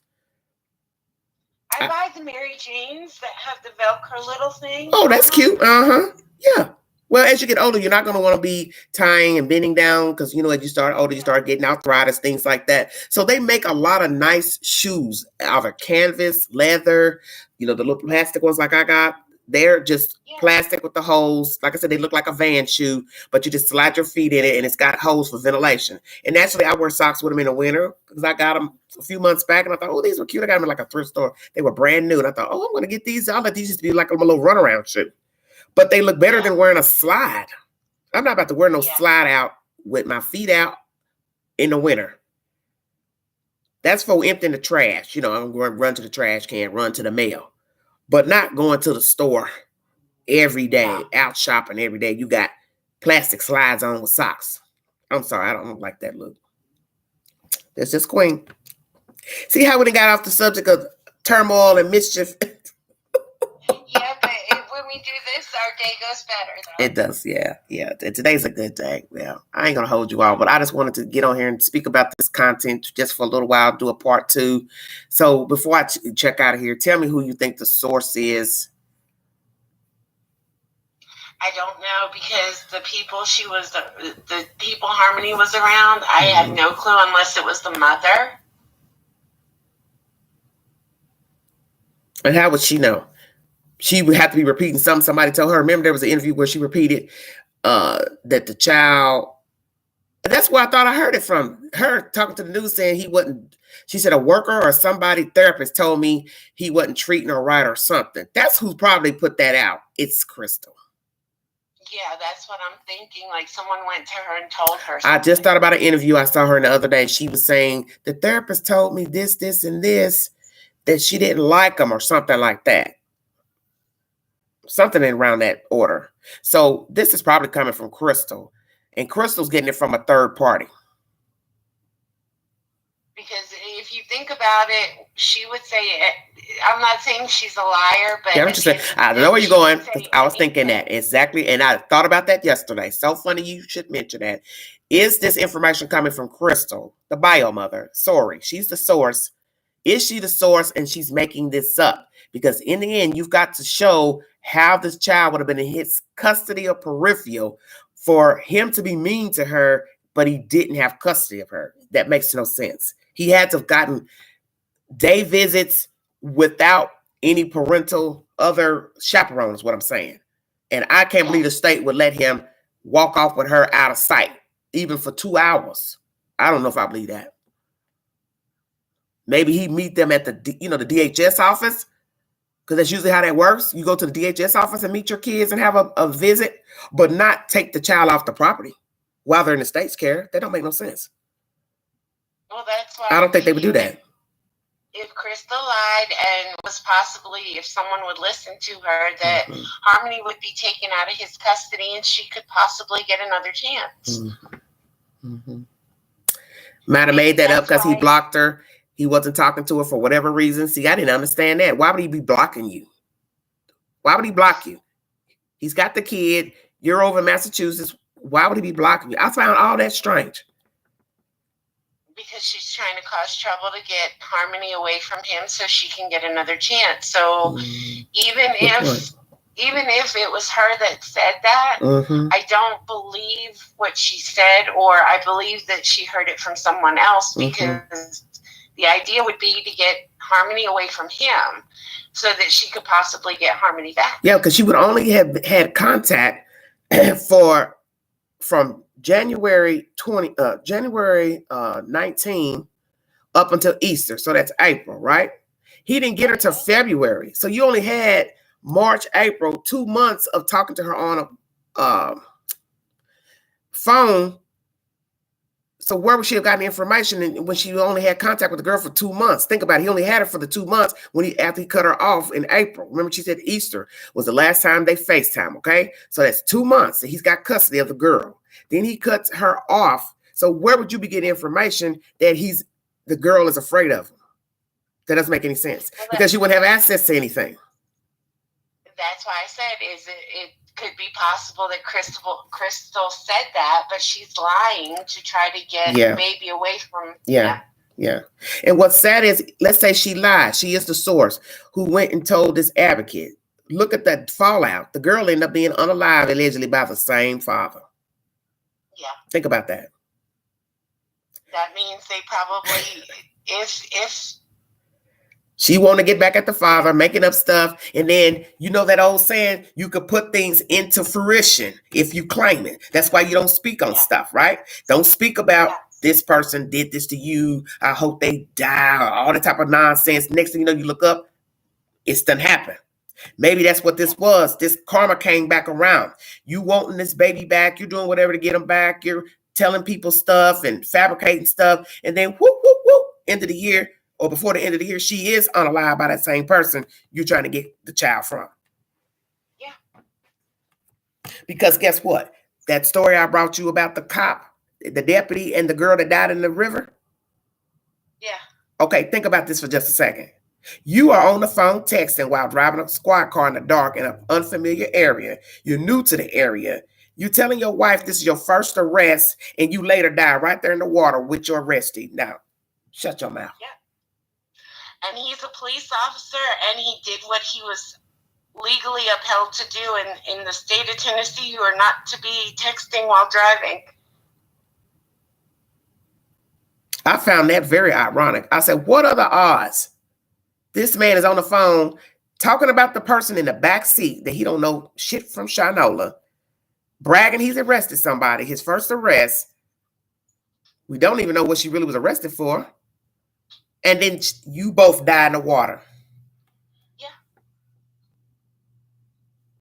After he is a police officer trying to uphold the law, but doing illegal things that cause them both to be. That's some deep shit. You hear me? Yes. That's deep as hell. Yes. To be on the phone texting about somebody in the back of the squad car, and then you die with that person in the water. They're handcuffed, guzzling down mud water upside down, and you somehow make it out that car because they said his window was down. The driver's side was down. He was found a little ways from the vehicle, which I found very strange. The car turning upside down and all that. They pulled it out with the nose inward to the water, which all that's strange to me. She's in the back seat dead, and you're floating somewhere near the damn car. You can't make this up. No. It's almost like it was karma him to die in there with her. Like, okay, the universe was saying, well, you think it's so funny or amusing or you're thrilled to go call your wife on Valentine's Day and talk about the rest of this woman. Well, you're not going to die in the water with her. Yeah. And it's that old saying, be careful what you wish on your enemies. And the things, you know, we all can say things out of turn, be vengeful in conversations, but damn, that's deep, man. Yeah. Wow. I'm baffled at that. Me and you both.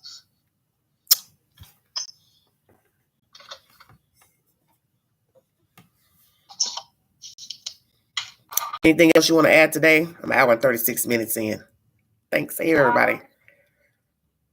I think I'm going to come back. I think later on tonight, I want to come back and talk about Mr. Chris Watson, that psychologist. This information I hadn't heard until today when I found it in the YouTube queue.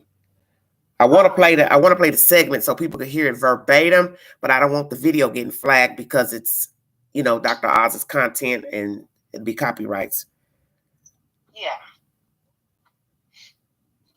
Well, you could possibly do it where we hear the audio or some of the audio. It still can get flagged. They can hear it. You got to think about all the times I've done content with just the audio, and it's gotten flagged. Not WGN, Tribune. I think Tribune owns WGN. They'll flag my content in a heartbeat. You can't play anything owned by the Tribune company out of Chicago. Oh Lord. I've had to have when I did the video years ago about Young Dolph being murdered in Memphis, I had to have all that content cut out because it was they copyrighted, flagged it. It's crazy. Like they almost don't want. I understand people don't want you using their content, but it's the news. It's the news. This is what's so crazy. Yeah. This is the news. So you got the news flagging you, and then just like Dr. Phil, his content, you can't play his content. My video. About him, yeah, well, I'm telling you, I can't because I've done it already. Can't play anything from Dr. Phil. It'll get flagged. They'll say video can't be monetized. So you'll sit here for an hour or two talking about this information, and then all the money goes to Dr. Phil. That's what happens. So you can't play any content. Most of the time people want, things to get out or, be informative, but you can't be because the way the rules are. Yeah. And I want people to hear this lady's conversation with Dr. Oz because I don't want to sit here and take all these notes of what she said to him. I'd rather you hear it verbatim and then we just dissect what she said, because I've been trying to find articles all day of what she said to him, and you only get like bits and pieces of what she said to Dr. Oz during that interview with him. But it's a very interesting story about the other cellmate. He wasn't a cellmate, but he was in the prison with him next door. And they were alluding to the fact that maybe they were dating or messed around because of what he had in his cell. What Chris had in his cell belonging to the other guy. His name was on some underwear and some Vaseline. But the lady who spoke, the psychologist, said, well, Chris always got, let me word that right. the guy had some of Chris's items in his cell.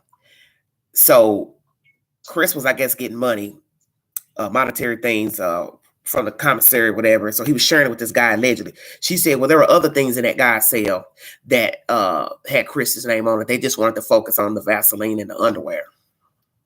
I don't know. Who in the right mind was putting money in his commissary? He has family, Hagen. His mother, they're still supporting him. The sister, the mother, the father. Yeah. She didn't even believe that he killed her. They got interviews with her saying, I don't care what you did. You're still my son. I've played that content about 2 years or so ago. Yeah. I'm sorry, that goes above and beyond. That's why I said that's where he got his ways from. As soon as I heard that interview with the mother, I knew. I said, this is why he's the way he is. The mother is sick and ill. Yeah. You know, you sit there talking about the little girl, and the music stopped playing at the church when they did a memorial for the little girl at the church, one of the daughters, and then she's sitting here telling him on a recorded call, yeah, I knew that was one of the babies messing with the record player. And I thought, you're talking to the killer. Do you hear yourself? Yeah. Your son murdered these 2 kids, and now you're sitting here saying one of the children messed with the record player in church. and he's not really saying anything while she's talking about the dead kids. That's why you know the mother is crazy. You're talking to the killer about the kids he killed. And all he's saying is, and he's confessed to it, like Nancy Grace said to in this interview I watched. So what is it that everybody's confused about? Why are you all so enamored with this man? He unalived his wife and his kids. He admitted it. He didn't have to admit it. He did, because the evidence told that he did it. So if I know I didn't do it, I'm not gonna take a guilty plea. I'm not gonna plead guilty to homicides I didn't commit. Yeah. So when you hear all the dirty details of what happened to those people, why would you want to be talking to this human being? For what reason? You know, as a leisure conversation. Oh, I felt he needed a friend. You know, my daddy was incarcerated when I was growing up. Well, did your daddy unalive 3 people? Because I didn't hear that part in the interview. There is no. All right, if you. She's a psychologist. She's a crackpot. Let me tell you, this woman is a crackpot. She is a crackpot. Because frankly, he unalived his wife and 3 children. Yeah, I forgot. Yeah, that's right. She was pregnant. That's right, 3. Lord have mercy. It's unbelievable. I'm not putting no money on his commissary. I just want to be his friend. I just want to talk to him. I wasn't interested because Dr. Oz said, you sure you weren't interested? No, I wasn't interested in that way. But yet you end up hooking up with the guy. But listen, she ended up hooking up with the guy who Chris gave her picture and letters to. So think about what you're saying. I only wanted to talk to Chris as a friend. Chris wasn't interested. So he gave your information to the other guy next door. And then you end up liking him and falling in love with him and then breaking up with him. But yet we're supposed to believe you didn't want to reach out to Chris for the same reason of falling for him. That doesn't make no sense. And then the guy even told her, I think you really like Chris more than me. Because she probably did. Well, I guess that could be, construed in many different ways. But at the end of the day, that's just as bad as the Gypsy Rose thing, the guy that married her. But see, what makes her look guilty is because she fell for the guy who Chris gave the information to. So why would I think that you didn't intentionally reach out to Chris in that romantic type way? Because you end up falling for the friend. Let's be truthful. You wouldn't have fell for the friend, quote unquote, had Chris not given your picture and letter to him. That shows you how diabolical Chris really is. Why would you give that woman's mail to him? You could have just read it, stopped reading it, threw it in the garbage, kept on. If you got mail from her, you could have told the guard, hey, send this back. I don't want it. Return to sender. She would have got the point. He didn't want to talk to her. That been the end of that. So then next thing you know, they start becoming friends and talking. He's confessing to her about the kids and the wife and all this crazy conversations about the wife. And I told myself, this is nothing but a dirty, dirty chess game. Yeah. It's a very dirty chess game with sociopaths. And then her mother, it's like Russian roulette. Her mother years ago wanted to go hang with Mr. Manson and his crew. And then she ended up meeting her father. The mother ended up meeting her father, and they made her And then somewhere down the road, he ended up going to prison. So I thought, shit, your mother, she was just glutton for punishment too. That's where the apple and the tree come in. My granny always said, you are the company that you keep. Yeah, well, then I guess we all. Okay, well, I guess we're all jacked up then. That's okay. No, we're just sitting here looking, and studying and talking about craziness. Yeah, but I mean, we all have been around some people we didn't have no business being around. Yeah. And a lot of us, we will never admit that to ourselves or other people. We have hung with the wrong people. People didn't have no business hanging with us. It's just a matter of what you're on. That's all. Yeah. Wow. Well, I think as we've gotten older, I think we've stopped hanging with craziness. So well, I know I have. Well, I can say every blue moon I talk to something I don't have no business talking to. I can own my part. Yes. An utter fool. Yeah. Just an utter fool. Just an utter fool. But the one thing that fool don't know, I am still moving and trekking along. You understand? So yeah. You continue to be a fool if you want to. That's on you. But I can't let it hold me back and hold me down. So you do whatever you want to do. You keep moaning and crying and knock yourself out. Knock yourself out. I got what the song say. I locked my doors, and lately we've had a full moon, so I'm just like, I got work to do. As the song says, I got work to do. Got time for this foolishness. Just gets old dealing with people that just don't have no sense, don't care about nothing, no empathy. That's just to me a sad way to live, and that's why I have to check myself and say, why are you talking to this person? Why are you dealing with them? You know what they're about. They act like they don't want anything. Stop talking to them. They're a buzzkill. Yeah. Well, you go on the wrangle around. I'm gonna get off this live. Thanks for joining me. I'm gonna let you off here because I'm making biscuits for dinner. I hear you rambling around in there. Yes, I'm cutting my shortening into my flour. Not the shortening, girl. You show no country. Talking about her shortening. You don't hear like shortening in biscuits. You don't hear that every day, girl. I'm gonna put some shortening in these biscuits. Damn. We don't do the canned biscuits here. Woo, girl, them canned biscuits good too. Shut your mouth. Homemade's better than canned. Let me tell you something. I used to make them at my grandmama's house. I can tell you right now, I don't know how to make a homemade biscuit. I was so glad to quit making homemade biscuits. Did you hear me? Oh Lord, it's easy. You just put flour in the bowl. You know it damn well. I know it's easy. I'm saying I don't do it. Queen ain't making nobody biscuit. You gotta have biscuits when you have pot roasted gravy. Well, I don't do gravy either. My God, who coming to dinner? Prince Charles coming? King Charles coming to eat? He's sickly, so you might have to send him his biscuits. Him not feeling good. Shut your mouth. I've told you this before. I'm an ingredient house. We don't microwave. Say what? I said I'm an ingredient house. Okay. Yeah. You had mentioned that before. Hello, everybody. Oh, you're welcome, Sundown. You all have a wonderful afternoon. I'm gonna let Hagen finish cooking and get off of here. I'm gonna try to come back later to talk about Mr. Chris Watts and the psychologist that was writing him letters and dating one of his friends in prison. All right, Hagen, I'm out of here. All right. Okay. Bye.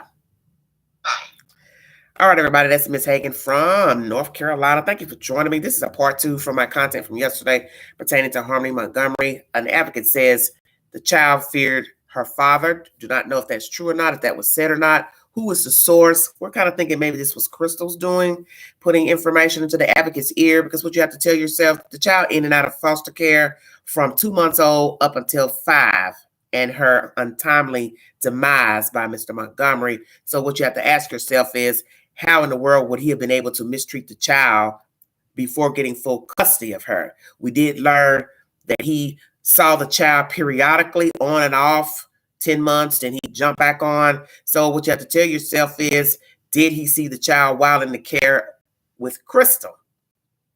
And the little girl came back and told her she wasn't jiving well with the father. He was mistreating her. What's the truth? I don't know. But I do remember seeing an interview the other day where she was saying some things about something a therapist had told her pertaining to the child and Mr. Montgomery. And I'm thinking maybe this info from the therapist is what this advocate is speaking of. Not really sure. Not sure of her report. And when it was done, she did not clarify that during this audio I played earlier. Please check this video out, replay, and check out the video from yesterday to get a better understanding of what we're speaking of during this live stream. Thank you all so much for the love, viewership, welcome new subs.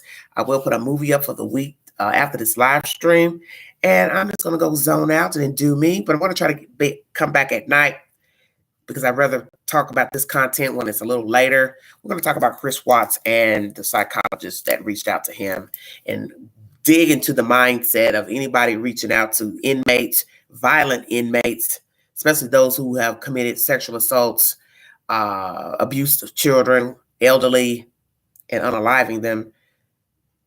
Should people be reaching out to people that have been incarcerated for felonies and or violent crime? We're going to talk about all that this evening. And what is the allure with Mr. Watts? That's going to be my next live stream. If you'd like to donate to this great network, $ Big Angie 129 Cash App. Stickers and chats are always welcome during the live stream. Thank you, ladies, for joining me. You all have a wonderful week. And you have been listening to The Vault XL. Thank you.